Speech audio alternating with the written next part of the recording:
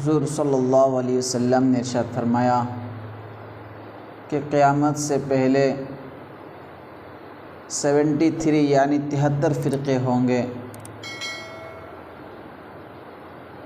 اور فرمایا کلہم فی النار، سارے کے سارے جہنم میں جائیں گے۔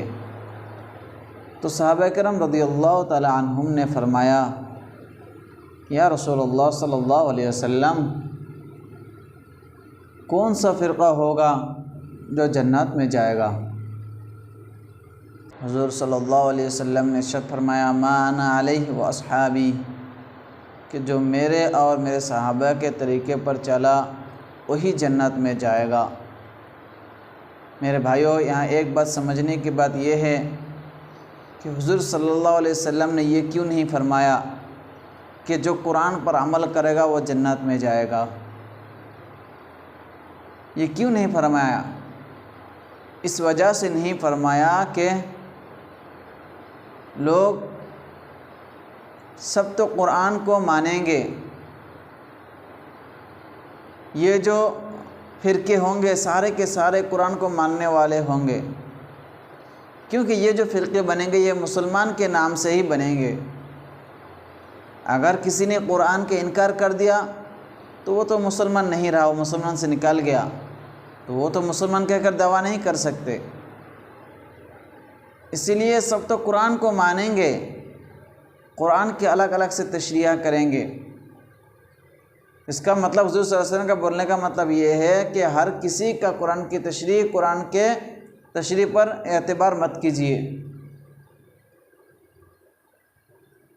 کیونکہ حضور صلی اللہ علیہ وسلم نے فرمایا کیونکہ قرآن کو سمجھنے والا سب سے زیادہ میں ہوں اور قرآن کی تشریح سب سے زیادہ جاننے والا میں ہوں،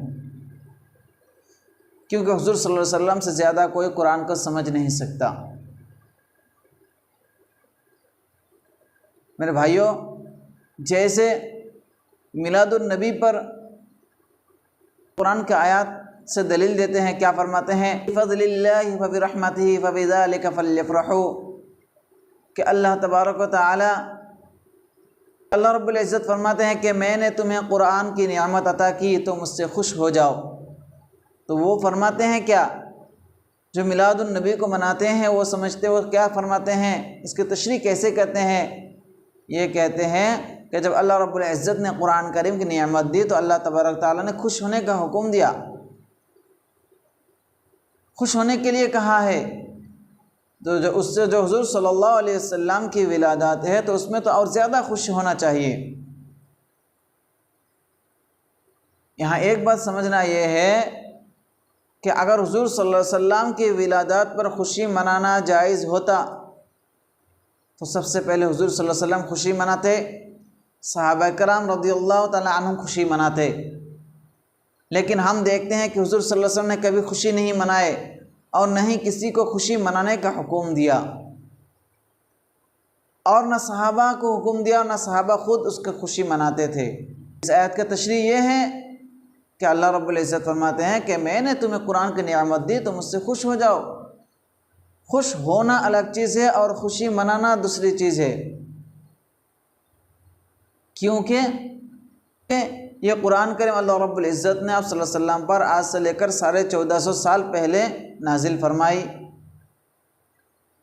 لیکن ہم جب اس کو پڑھتے ہیں یا اس سے دیکھتے ہیں تو ہمیں خوشی ہوتی ہے۔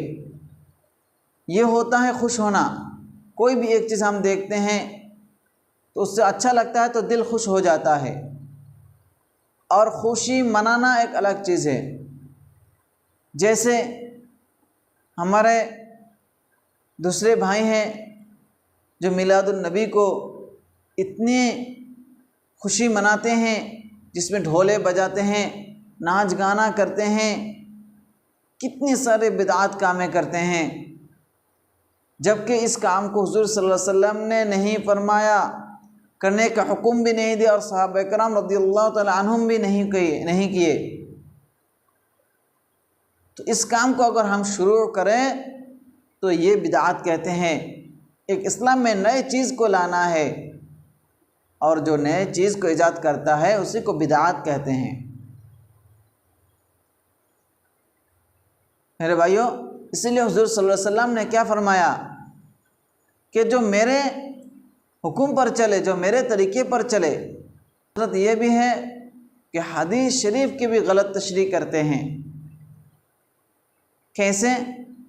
جیسے کہ کوئی کہتے ہیں کہ 3 طلاق کا جو مسئلہ ہے، جو حدیث میں 3 طلاق کو 3 کہا گیا ہے، تو بعض حضرت کیا کہتے ہیں کہ 3 نہیں 1 ہوتا ہے، حالانکہ اس میں پوری صحابہ کا اجماع ہے کہ 3 طلاق 3 ہی ہوتا ہے۔